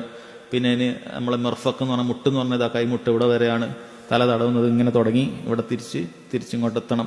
ഇതിങ്ങനെ കാണിച്ചു കൊടുക്കുക എന്നുള്ളതാണ് ഏറ്റവും അഫ്ളൽ അല്ലെ. ഉസ്മാൻ റളിയല്ലാഹു അൻഹു ഇത് കാണിച്ചാണ് കൊടുത്തത് നബി സല്ലല്ലാഹു അലൈഹി വസല്ലമയുടെ വുളു. അപ്പോൾ നിസ്കാരത്തിന്റെ കാര്യമൊക്കെ അങ്ങനെ കാണിച്ചു കൊടുക്കാം. അപ്പോൾ ഏത് കാര്യവും ആൾക്ക് പെട്ടെന്ന് മനസ്സിലാക്കാൻ പറ്റുമെങ്കിൽ അത് കാണിച്ചു കൊടുക്കുക എന്നുള്ളതാണ് കൂടുതൽ നല്ലത് എന്നുള്ളത് പണ്ഡിതന്മാർ പറയുന്നു. അതുപോലെ അൽ ഇഅ്തിറാഫു ലിൽ ഫാദിലി ബിഫദ്ലിഹി ലിഖൗലിൽ മസ്ഊൽ ഇബ്നു അബ്ബാസ് ലാ ഉമാരിയുക ബഅദഹ അബദ. അതായത് അവസാനം ചില റിവായത്തിൽ വന്നല്ലോ, മിസ്വർ റളിയല്ലാഹു അൻഹു എന്ത് പറയുന്നുണ്ട്, ഞാൻ താങ്കളായിട്ട് തർക്കിക്കാൻ നിൽക്കില്ല. കാരണം ഇബ്നു അബ്ബാസ് വലിയ ബഹറാണ്, ഇൽമിൽ വലിയ ബഹറാണ്. അപ്പം അങ്ങനെയുള്ള ഒരാളായിട്ട് വെറുതെ തർക്കത്തിന് ഞാൻ നിൽക്കുകയില്ല, അത് അദ്ദേഹത്തിന്റെ ഫദ്ലിനെ അംഗീകരിക്കലാണ് എന്നാണ് പറയുന്നത്. ഇതാണ് ഈ ബാബിലുള്ളത്. അടുത്ത അധ്യായം കിതാബുൽ ഹജ്ജിലെ അവസാനത്തെ അധ്യായമാണ് ബാബു ഫസ്ഖിൽ ഹജ്ജി ഇലൽ ഉംറ. ഹജ്ജിനെ ഉംറയിലേക്ക് ഫസ്ഖ് ചെയ്യുക, അതായത് ഹജ്ജിന് വേണ്ടി നിയത്താക്കിയ ഒരാൾ അത് ഉംറ ചെയ്തിട്ട് പിന്നെ ഹജ്ജ് ചെയ്യുക. നബി സല്ലല്ലാഹു അലൈഹി വസല്ലം സഹാബികളോട് പറഞ്ഞിട്ടുണ്ട്. ഇബ്നു ഉസൈമിൻ റഹിമഹുല്ലാഹ് എന്താണ് ഫസ്ഖുൽ ഹജ്ജി ഇലൽ ഉംറ എന്നുള്ളത് പറയുന്നുണ്ട്. തഹ്വീലു നിയ്യത്തി മിനൽ ഹജ്ജി ഇലൽ ഉംറ. നീ ഹജ്ജിന് വേണ്ടി ഒരാൾ നിയത്താക്കിയിട്ടുണ്ടെങ്കിൽ അത് ഉംറയിലേക്ക് മാറ്റലാകുന്നു. ലിയസീറ ബിദാലിക മുതമത്തിഅ, അങ്ങനെ നിനക്ക് തമത്തുഇന്റെ ഹജ്ജ് ചെയ്യാം, ഉംറയും ഹജ്ജും രണ്ടും കൂടി കിട്ടും. فيجمع بين عمرة مستقلة بأفعالها وحج مستقل بأفعالها في عام واحد وسفر واحد. ഒരൊറ്റ വർഷം ഒരേ യാത്രയിൽ തന്നെ നിനക്ക് ഹജ്ജ് വേറെയും ചെയ്യാം, ഉംറ വേറെയും ചെയ്യാം. ഇത് ഈ അധ്യായം കൊണ്ടുവന്നത് നബി സല്ലല്ലാഹു, നമ്മൾ നേരത്തെ കേട്ടിട്ടുണ്ട് ഈ ഹദീസ്. നബി സല്ലല്ലാഹു അലൈഹി വസല്ലമയും സഹാബത്തും ഹജ്ജിന് വേണ്ടി പുറപ്പെടുന്ന സമയത്ത് എല്ലാവരും ഹജ്ജ് മാത്രം ഉദ്ദേശിച്ചിട്ടാണ് വന്നത്. പക്ഷേ നബി സല്ലല്ലാഹു അലൈഹി വസല്ലം പിന്നീട് വഹി കിട്ടിയതിന്റെ അടിസ്ഥാനത്തിൽ എന്തു പറഞ്ഞു അവരോട്, ആരെങ്കിലും ബലിമൃഗം കൊണ്ടുവന്നിട്ടില്ലെങ്കിൽ നിങ്ങൾ എന്ത് ചെയ്തോളൂ, നിങ്ങൾ ഉംറയ്ക്ക് ശേഷം തഹല്ലുലാക്കിക്കോളൂ, എന്നിട്ട് പിന്നീട് ഹജ്ജിന് വേറെ ഹറാം. അപ്പോൾ ഒരൊറ്റ യാത്രയിൽ തന്നെ ഉംറയും കിട്ടി ഹജ്ജും കിട്ടി. അപ്പൊ ഹജ്ജിന് വേണ്ടി നിയത്താക്കി വന്ന ആളെ ആ നിയത്ത് ദുർബലപ്പെടുത്തിയിട്ട് ഫസ്ഖ് ചെയ്തിട്ട് എന്ത് ചെയ്തു, അത് ഉംറയിലേക്ക് മാറ്റി എന്നാണ്. ഈ അധ്യായത്തിൽ ഒരുപാട് ഹദീസുകളുണ്ട്. പക്ഷേ 3 ഹദീസുകളെ ഈ പറയുന്ന വിഷയവുമായി ബന്ധപ്പെട്ടിട്ടുള്ളൂ. ബാബു ഫസ്ഖിൽ ഹജ്ജി ഇലൽ ഉംറ. ബാക്കി ഹജ്ജുമായി ബന്ധപ്പെട്ട പല മസലകളാണ്. അതുകൊണ്ട് തന്നെ വിശദീകരിക്കുന്ന ശാരിഹ്യങ്ങൾ പറഞ്ഞതായി കാണാൻ സാധിക്കും. അദ്ദേഹം മറ്റധ്യായത്തിൽ കൊടുത്തതുപോലെ ബാബു ഫസ്ഖിൽ ഹജ്ജി ഇലൽ ഉംറ വഗൈരിഹി എന്ന് കൊടുക്കുകയാണെങ്കിൽ നന്നായിരുന്നു. കാരണം അതല്ലാത്ത ഹദീസുകളും ഇതിൽ വന്നിട്ടുണ്ട്. 3 ഹദീസുകൾ ഇതുമായി ബന്ധപ്പെട്ടതാണ്. അതിൽ ഒന്നാമത്തെ ഹദീസ് മാത്രം നമുക്കിന്ന് വായിക്കാം. عن جابر بن عبد الله رضي الله عنهما قال ജാബിർ ബിൻ അബ്ദുല്ല റളിയല്ലാഹു അൻഹുമാ നബി സല്ലല്ലാഹു അലൈഹി വസല്ലം ഹജ്ജ് ഏറ്റവും മനോഹരമായി വിശദീകരിച്ചു പറഞ്ഞ സഹാബികളിൽപ്പെട്ട ഒരാളാണ് ജാബിർ ബിൻ അബ്ദുല്ല റളിയല്ലാഹു അൻഹുമാ. അദ്ദേഹം പറയാണ്, അഹല്ല നബിയു സല്ലല്ലാഹു അലൈഹി വസല്ലം വഅസ്ഹാബുഹു ബിൽ ഹജ്ജ്. നബി സല്ലല്ലാഹു അലൈഹി വസല്ലമയും സഹാബത്തും ഹജ്ജിന് വേണ്ടി തൽബിയത്ത് ചൊല്ലുന്നതിനാണ് അഹല്ല എന്ന് പറയുന്ന, ഉച്ചത്തിൽ ചൊല്ലുന്നതിനാണ് തൽബിയത്ത് അഹല്ല എന്ന് പറയുന്നത്. നബിയും സഹാബത്തും അത് ചെയ്തു. വലൈസ മഅ അഹദിൻ മിൻഹും ഹദിയുൻ ഗൈറ നബി സല്ലല്ലാഹു അലൈഹി വസല്ലം വതൽഹ. അത് ഇഹ്റാം ദുൽഹുലൈഫയിൽ വെച്ചിട്ടാണ് ഇഹ്റാം ചെയ്യുന്നത്. മദീനയിൽ നിന്നാണ് ഹജ്ജിന് വേണ്ടി പുറപ്പെടുന്നത്. അപ്പോൾ പുറപ്പെടുന്ന സമയത്ത് ഹദി, അറവ് നടത്തേണ്ട മൃഗം, അത് നബി സല്ലല്ലാഹു അലൈഹി വസല്ലമയുടെ അടുക്കലും ത്വൽഹ റളിയല്ലാഹു അൻഹുവിന്റെ അടുക്കലും അല്ലാതെ മറ്റൊരാളുടെ അടുക്കലും ഇല്ല എന്നാണ് ജാബിർ ബിൻ അബ്ദുല്ല റളിയല്ലാഹു അൻഹുമ പറയുന്നത്. ഇത് പണ്ഡിതന്മാർ വിശദീകരിച്ചത് ജാബിർ ബിൻ അബ്ദുല്ല റളിയല്ലാഹു അൻഹുവിന്റെ അറിവിൽ അദ്ദേഹം പറഞ്ഞാണ്. അതല്ല എങ്കിൽ മറ്റു ചില സഹാബികളും കൊണ്ടുവന്നിട്ടുണ്ട് എന്നാണ് പറയുന്നത്. അഥവാ അബൂബക്കർ റളിയല്ലാഹു അൻഹുവും അതുപോലെ തന്നെ മറ്റ് ഉമർ ബിൻ ഖത്താബ് റളിയല്ലാഹു അൻഹുവും അതുപോലെ സുബൈർ റളിയല്ലാഹു അൻഹു ഒക്കെ എന്ത് ചെയ്തിട്ടുണ്ട്, ബലിമൃഗം കൊണ്ടുവന്നിട്ടുണ്ട്. പക്ഷെ ജാബിർ റളിയല്ലാഹു അൻഹു ചിലപ്പോൾ അത് അറിഞ്ഞിട്ടുണ്ടാവുകയില്ല. അപ്പം അദ്ദേഹം പറയുന്നത് വലൈസ മഅ അഹദിൻ മിൻഹും ഹദിയുൻ ഗൈറ നബി സല്ലല്ലാഹു അലൈഹി വസല്ലം വത്വൽഹ. നബി സല്ലല്ലാഹു അലൈഹി വസല്ലമയുടെയും ത്വൽഹയുടെയും അടുക്കലല്ലാതെ ബലിമൃഗം ഉണ്ടായിരുന്നില്ല എന്നാണ് പറയുന്നത്. അതുപോലെ തന്നെ നമുക്ക് കാണാനും സാധിക്കും, അലി ബിൻ അബി താലിബ് റളിയല്ലാഹു അൻഹു ഈ ഹജ്ജിന് വേണ്ടി പുറപ്പെട്ടത് യമനിൽ നിന്നാണ്. അദ്ദേഹം ഒരു ആവശ്യത്തിന് വേണ്ടി യമനിൽ പോയിട്ടുണ്ടായിരുന്നു. യമനിൽ നിന്ന് വരുന്ന സമയത്ത് അലി റളിയല്ലാഹു അൻഹുവിന്റെ അടുക്കലും ബലിമൃഗം ഉണ്ടായിരുന്നു. അപ്പൊ അദ്ദേഹത്തിന്റെ അടുക്കലും ബലിമൃഗമുണ്ട്, അതും മനസ്സിലാക്കുക. അതല്ലാതെ നബി സല്ലല്ലാഹു അലൈഹി വസല്ലമയും ത്വൽഹ റളിയല്ലാഹു അൻഹു മാത്രം അല്ല എന്ന് മനസ്സിലാക്കുക. വഖദിമ അലിയും മിനൽ യമൻ. അദ്ദേഹം പറയുന്നുണ്ട്, അലി റളിയല്ലാഹു അൻഹു യമനിൽ നിന്നാണ് വന്നത്. ഫഖാല, അലി റളിയല്ലാഹു അൻഹു പറഞ്ഞു, അഹ്ലൽതു ബിമാ അഹല്ല ബിഹി അന്നബി സല്ലല്ലാഹു അലൈഹി വസല്ലം. നബി സല്ലല്ലാഹു അലൈഹി വസല്ലം ഏതൊരു തൽബിയത്താണ് ചൊല്ലിയത് അതുകൊണ്ട് ഞാനും തൽബിയത്ത് ചൊല്ലി. അപ്പോൾ ഒരാൾക്ക് വേണമെങ്കിൽ അങ്ങനെ ചെയ്യാവുന്നതാണ്. തൽബിയത്തിന്റെ വാചനം അറിയില്ല, അതായത് ഉംറക്കാണോ ഹജ്ജിനാണോ, ലബ്ബൈക അല്ലാഹുമ്മ ഹജ്ജൻ എന്നാണോ, ലബ്ബൈക അല്ലാഹുമ്മ ഉംറത്തൻ ഹജ്ജൻ എന്നാണോ, എന്താണോ പറഞ്ഞത് എന്നറിയില്ലെങ്കിൽ ഇന്നാള് തൽബിയത്തിന്റെ ഇതിൽ ഞാനും തൽബിയത്ത് ചൊല്ലി എന്ന് അലി റളിയല്ലാഹു അൻഹു പറയാം. എന്നിട്ട് അദ്ദേഹം ചുരുക്കിയാണ് പറയുന്നത്, അല്ലാതെ ഹജ്ജിന്റെ സ്റ്റെപ്പ് അല്ല. ഫഅമറ നബിയു സല്ലല്ലാഹു അലൈഹി വസല്ലം അസ്ഹാബഹു അൻ യജ്അലുഹാ ഉംറതൻ. നബി സല്ലല്ലാഹു അലൈഹി വസല്ലം പിന്നീട് സഹാബികളോട് എന്തു പറഞ്ഞു, നിങ്ങൾ ഹജ്ജിന് വേണ്ടി നിയത്താക്കിയത് ഉംറയാക്കി മാറ്റിക്കോളൂ എന്ന് പറഞ്ഞു. അത് ഉംറയാക്കി മാറ്റിക്കോളൂ. ഫയതൂഫു, അങ്ങനെ അവർ തവാഫ് ചെയ്യട്ടെ. സുമ്മ യുഖസ്സിറു, പിന്നീട് തലമുണ്ടനം ചെയ്യട്ടെ എന്നാണ്. ഇവിടെ ഒരു ഫായിദ ഉണ്ട്. ഫയതൂഫു എന്ന് പറഞ്ഞിട്ട് പിന്നീട് സഈന്റെ കാര്യം ഇവിടെ പറയുന്നില്ല. സഈന്റെ കാര്യം ഇവിടെ പറയുന്നില്ല. പണ്ഡിതന്മാർ അതിന് രണ്ട് കാരണം പറഞ്ഞു. കാരണം തവാഫ് എന്നുള്ള വാക്ക് അത് തവാഫ്, അതായത് കാബയ്ക്ക് ചുറ്റുള്ള തവാഫിനും പറയും, സഫാ മർവക്കടയിലുള്ള നടത്തത്തിനും തവാഫ് എന്ന് പറയും. അപ്പം അതുകൊണ്ടായിരിക്കാം അദ്ദേഹം ഫയതൂഫു എന്ന് മാത്രമേ പ്രയോഗിച്ചിട്ടുള്ളൂ, സഈന്റെ കാര്യം പറഞ്ഞിട്ടില്ല. വേറെ ചില പണ്ഡിതന്മാർ പറഞ്ഞു തവാഫ് ഉണ്ടെങ്കിൽ എന്തായാലും സഈ ഉണ്ടാകും. കാരണം സഈ മാത്രമായിട്ട് അങ്ങനെ ഒരു ഇബാദത്തില്ല. സഈ മാത്രം ചെയ്യാന്ന് പറയുന്ന ഒരു ഇബാദത്തില്ല. നമ്മൾ മക്കത്ത് പോയി അവിടെ വെറുതെ ഇരിക്കുന്ന സമയത്തൊന്നും സഈ ചെയ്തു വരാം, അങ്ങനെ ഒരു ഇബാദത്തില്ല. തവാഫ് കഴിയുമ്പോഴേ ഉള്ളൂ സഈ. തവാഫ് കഴിഞ്ഞാൽ എപ്പോഴും സഈ ഉണ്ട്, ഉംറയിലാകട്ടെ ഹജ്ജിലാകട്ടെ. അതുകൊണ്ടാണ് ജാബിർ റളിയല്ലാഹു അൻഹു സഈന്റെ വാക്ക് അവിടെ പ്രയോഗിക്കാതിരുന്നത്. ഫയതൂഫു, അവർ തവാഫ് ചെയ്യട്ടെ. സുമ്മ യുഖസ്സിറു, പിന്നീട് എന്ത് ചെയ്യട്ടെ, തലമുടി ഷോർട്ടാക്കട്ടെ. നമ്മൾ നേരത്തെ മനസ്സിലാക്കിയിട്ടുണ്ട്, നബി സല്ലല്ലാഹു അലൈഹി വസല്ലം തലമുടി മുണ്ടനം ചെയ്യുന്നവർക്കാണ് കൂടുതൽ പ്രതിഫലമെന്നും അവർക്ക് വേണ്ടി 3 പ്രാവശ്യം റഹ്മത്തിന് വേണ്ടി പ്രാർത്ഥിച്ചിട്ടുണ്ട് എന്നും മനസ്സിലാക്കിയിട്ടുണ്ട്. പക്ഷേ ഒരാൾ തമത്തു ആയ ഹജ്ജ് സ്വീകരിക്കുന്ന സമയത്ത്, പ്രത്യേകിച്ചും ഉംറയുടെയും ഹജ്ജിന്റെയും ഗ്യാപ്പ് വളരെ കുറവാണെങ്കിൽ, നമ്മൾ പറഞ്ഞു അഫ്ളൽ എന്താണ്, അവിടെ മുറിക്കുക എന്നുള്ളതാണ്. കാരണം ഹജ്ജിന്റെ ദിവസം ദുൽഹിജ്ജ 10 മുണ്ടനം ചെയ്യാറുണ്ട്. ഇപ്പം തന്നെ മടിച്ചു കഴിഞ്ഞാൽ പിന്നെ ഹജ്ജിനൊന്നും ബാക്കി ഉണ്ടാവില്ല. അപ്പോൾ എന്ത് ചെയ്യാം, അവിടെ മുറിക്കുക എന്നുള്ളതാണ് നല്ലത്. അവിടെ മുറിക്കുകയാണ് ചെയ്തിട്ടുള്ളത്. ഫഅമറ നബി സല്ലല്ലാഹു അലൈഹി വസല്ലം അസ്ഹാബഹു അൻ യജ്അലുഹാ ഉംറ. ആ നേരത്തെ നിയത്താക്കി ഹജ്ജ് ഉംറയാക്കി മാറ്റാൻ നബി സല്ലല്ലാഹു അലൈഹി വസല്ലം അവരോട് പറഞ്ഞു. ഫയതൂഫു, അവർ തവാഫ് ചെയ്യട്ടെ, നമ്മൾ മനസ്സിലാക്കുക, ഒപ്പം സഈ ചെയ്യാനും കൂടിയാണ്. സുമ്മ യുഖസ്സിറു, പിന്നീട് എന്ത് ചെയ്യാൻ, അവർ മുടി ഷോർട്ടാക്കാൻ, ചെറുതാക്കാൻ. വയുഹില്ലു, അവരങ്ങനെ തഹല്ലുലാകാൻ പറഞ്ഞു. എന്നാൽ ഇല്ല മൻകാന മഅഹു അൽ ഹദി, എന്നാൽ ആരെങ്കിലും കൊണ്ടുവരുന്ന സമയത്ത് തന്നെ ബലിമൃഗത്തെയും കൊണ്ടുവന്നിട്ടുണ്ട് എങ്കിൽ അവരങ്ങനെ ചെയ്യാൻ പാടില്ല എന്ന് പറഞ്ഞിട്ടുണ്ട്. അപ്പോൾ ആരാണ് ബലിമൃഗത്തെ കൊണ്ടുവന്നത്? നബി സല്ലല്ലാഹു അലൈഹി വസല്ലം കൊണ്ടുവന്നിട്ടുണ്ട്. ഇതിൽ ജാബിർ റളിയല്ലാഹു അൻഹു, ത്വൽഹ റളിയല്ലാഹു അൻഹു കൊണ്ടുവന്നിട്ടുണ്ട്. നമ്മൾ മനസ്സിലാക്കി അബൂബക്കറും ഉമറും സുബൈറും റളിയല്ലാഹു അൻഹും ഇവരൊക്കെ കൊണ്ടുവന്നിട്ടുണ്ട് എന്ന് റിവായത്തുകളുണ്ട്. സഹീഹ് മുസ്ലിമിൽ തന്നെ അതുപോലെ തന്നെ അലി റളിയല്ലാഹു അൻഹു യമനിൽ നിന്ന് വന്നപ്പോൾ അദ്ദേഹത്തിന്റെ കയ്യിലും എന്തുണ്ട്? ബലിമൃഗമുണ്ട്.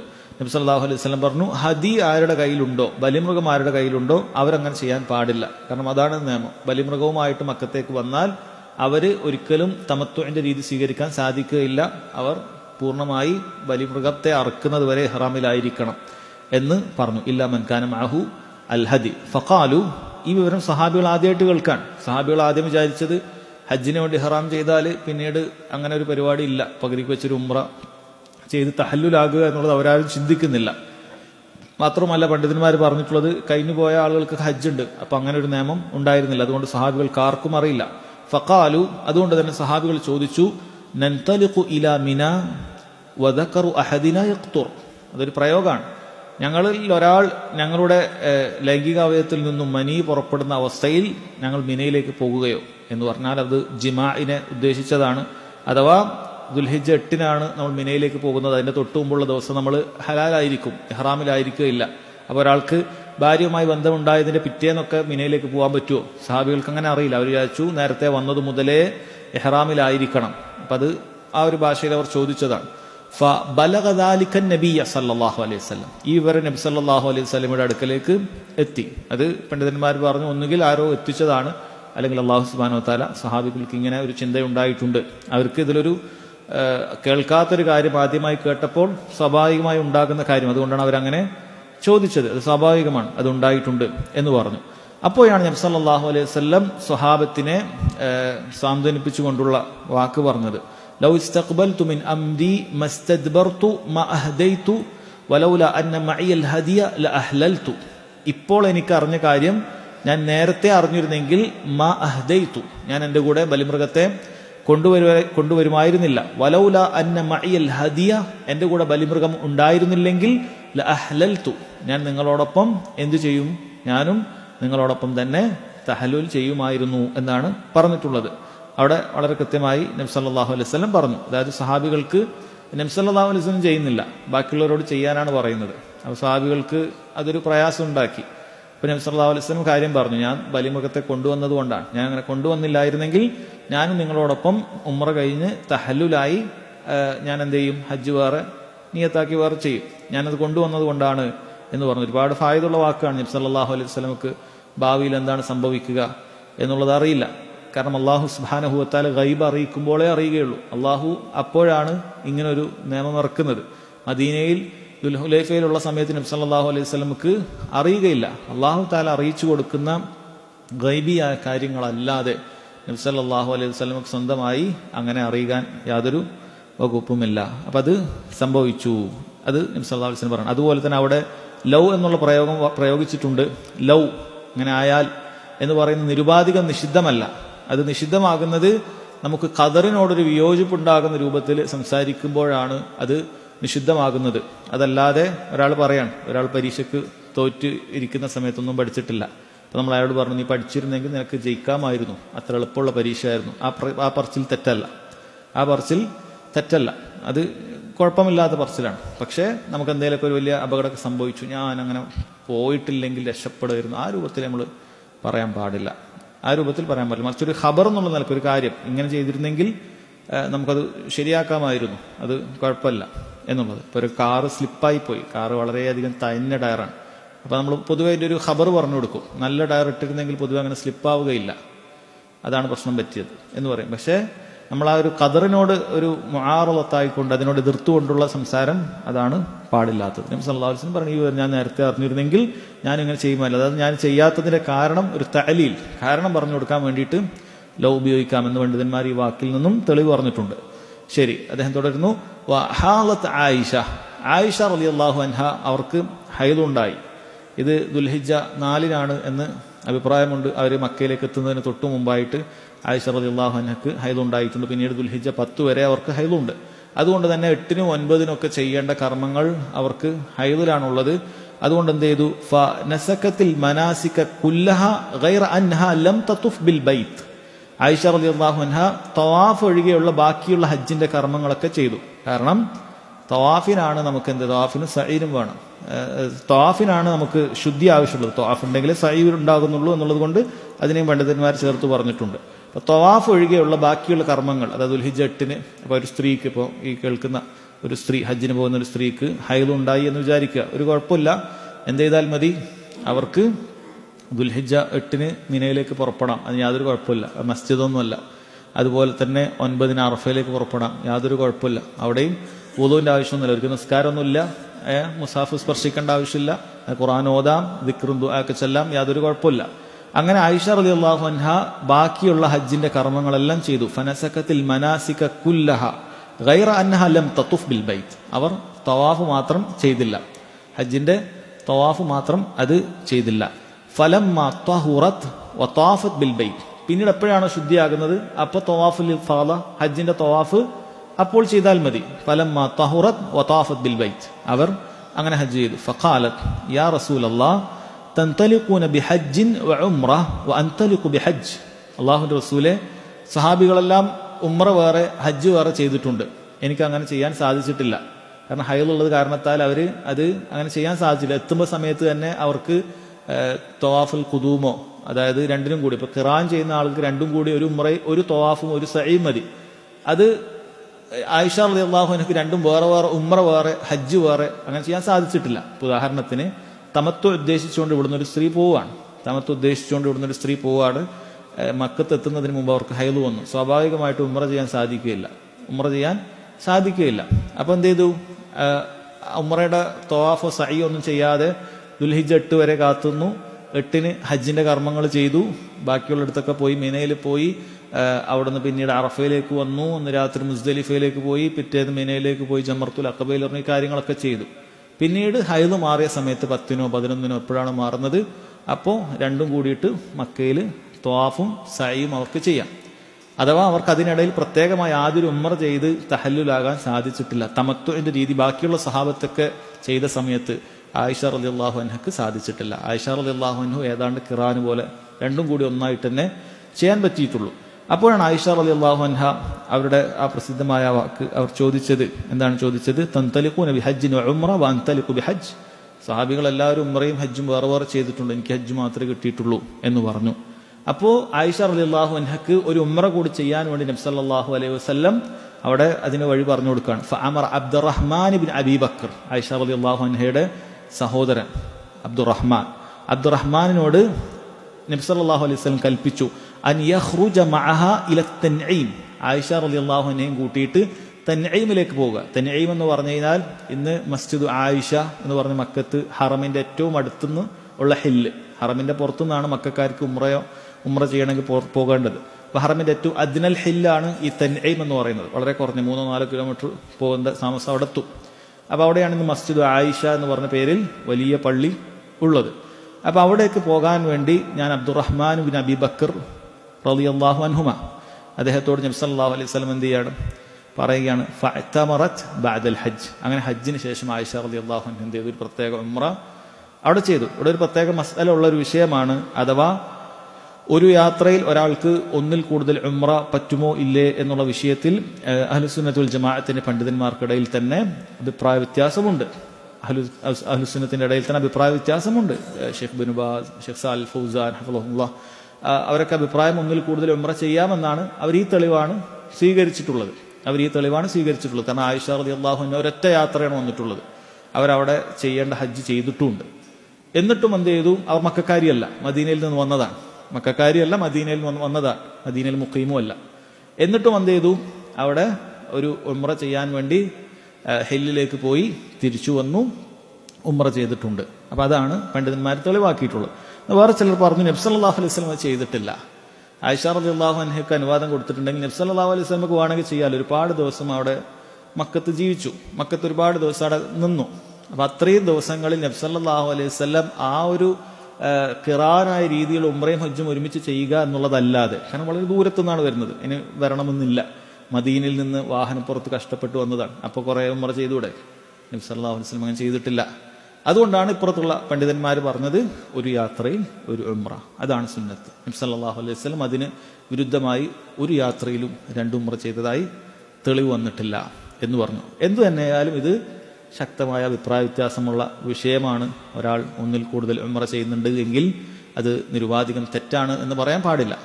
എന്നാൽ അവിടെ പണ്ഡിതന്മാർ പിന്നീട് ചർച്ച ചെയ്ത ഒരു അഫ്ളലിയത്തിന്റെ വിഷയമുണ്ട്. അതായത് ഒരു ഉംറയും രണ്ട് ഉംറ തമ്മിലുള്ള ഗ്യാപ്പ് എത്രയായിരിക്കണം പണ്ഡിതന്മാർ പിന്നീട് ചർച്ച ചെയ്തിട്ടുണ്ട്. മുടി എത്ര വരണം, അതായത് ഇന്ന് നമ്മൾ കാണുന്നത് പോലെയുള്ള ആളുകളെ പ്രയാസപ്പെടുത്തുന്ന രൂപത്തിലുള്ള ഒരു കാര്യം അത് പറയുക തന്നെ വേണം. അതിന് യാതൊരു മദ്ഹബിന്റെയോ ഒരു പിൻബലവും ഇല്ലാത്ത കാര്യമാണ്. ജനങ്ങളെ കൊണ്ട് ഒരു ദിവസം തന്നെ 2 or 3 ഒക്കെ ഉംറ ചെയ്യിപ്പിക്കുന്ന മുസ്ലിയാക്കന്മാരുണ്ട്. എന്നിട്ട് അത് മാത്രമല്ല, അവരുടെ വക ഫത്വ ഒരാൾക്ക് 7 ഉംറയൊക്കെ ചെയ്താലേ ഒന്നെങ്കിലൊക്കെ നമുക്ക് കിട്ടുള്ളൂ എന്നാണ്. എന്നിട്ട് അങ്ങനെ പാവങ്ങൾ കഷ്ടപ്പെട്ടിട്ട് രാവിലെ ഉംറ ചെയ്യുക, വൈകുന്നേരം ഉംറ ചെയ്യുക, പിറ്റേന്ന് രാവിലെ ഉംറ ചെയ്യുക, അങ്ങനെ കഷ്ടപ്പെടുക. ഇത് അങ്ങനെ ദീനുൽ ഇസ്ലാമിലില്ല. ഉംറ പ്രതിഫലം കിട്ടുന്നതിന് വേണ്ടിയിട്ട് ഇങ്ങനെ വന്ന 5 ദിവസം അല്ലെങ്കിൽ 7 ദിവസം എല്ലാ ദിവസവും ഉംറ ചെയ്യുക, ഇത് മനുഷ്യനെ പ്രയാസപ്പെടുത്തലാണ്. അങ്ങനെ ദീനിൽ എവിടെയും തെളിവില്ല. നമ്മൾ മസാല ഇതേ ഉള്ളൂ, ഒരാൾക്ക് ഒരു യാത്രയിൽ ഒന്നിലധികം പറയാൻ പറ്റുമോ? നമ്മൾ പറഞ്ഞു അഹ്ലു സുന്നത്തിന്റെ അഭിപ്രായ വ്യത്യാസമുണ്ട്. രണ്ടും ചെയ്യുന്ന ആളുകൾ പരസ്പരം ആക്ഷേപിക്കപ്പെടാത്ത രൂപത്തിൽ തെളിവുകൾ അതിനുണ്ട്. എന്നാൽ ഈ രൂപത്തിലൊക്കെ പറയുക എന്ന് പറയുന്നത് യാതൊരു തെളിവും അതിനില്ല. ഇങ്ങനെ വന്നിട്ട് പ്രയാസപ്പെടുത്തുന്ന രൂപത്തിൽ. എന്നിട്ട് ആൾക്കാർ ഉസ്താദ്മാരെ വാക്ക്, കാരണം ഒരു ഉംറെങ്കിലൊക്കെ കിട്ടണ്ടേ, ഇത്രയൊക്കെ ചെയ്താൽ ഒന്നിലൊക്കെ കിട്ടുള്ളൂ. ആ ഒരു ബേജാറിൽ പാവങ്ങൾ ഇങ്ങനെ കഷ്ടപ്പെടുക. ഇങ്ങനെ പോവാ വരിക, അങ്ങോട്ടേക്ക് ടാക്സി എടുത്ത് പോവാ വരിക, രാവിലെ സുബൈക്ക് ചെയ്തോ പിന്നെ ലുഹറിനും ചെയ്യുന്നുണ്ടാവും. ഒന്നുമില്ല, തലയിൽ പഠിക്കാനൊന്നുമില്ല, വെറുതെ ഇങ്ങനെ ബ്ലേഡ് ഇങ്ങനെ വെച്ചിട്ട് ഇങ്ങനെ ചെയ്തുകൊണ്ടിരിക്കുക. അതിൽ യാതൊരു ആവശ്യവും ഇല്ല എന്നുള്ളതാണ് മനസ്സിലാക്കേണ്ടത്. ഇതാണ് ഈ അധ്യായത്തിലെ ഈ ബാബിലെ 1ാമത്തെ ഹദീസ്. ഇൻഷാ അല്ലാഹ് ഇതിൽ 2 ഹദീസുകൾ ഈ വിഷയമായി ഉണ്ട്. അതല്ലാത്ത ഹദീസുകളും കിതാബുൽ ഹജ്ജിലുണ്ട്. നമുക്ക് അടുത്ത ക്ലാസ്സിൽ മനസ്സിലാക്കാം. അല്ലാഹു തആല അഅലം. വസല്ലല്ലാഹു അലാ നബീന മുഹമ്മദ് വഅലാ ആലിഹി വസഹ്ബിഹി വസല്ലം. സുബ്ഹാനകല്ലാഹുമ്മ വബിഹംദിക അശ്ഹദു അൻ ലാ ഇലാഹ ഇല്ല അൻത അസ്തഗ്ഫിറുക വഅത്തൂബു ഇലൈക്.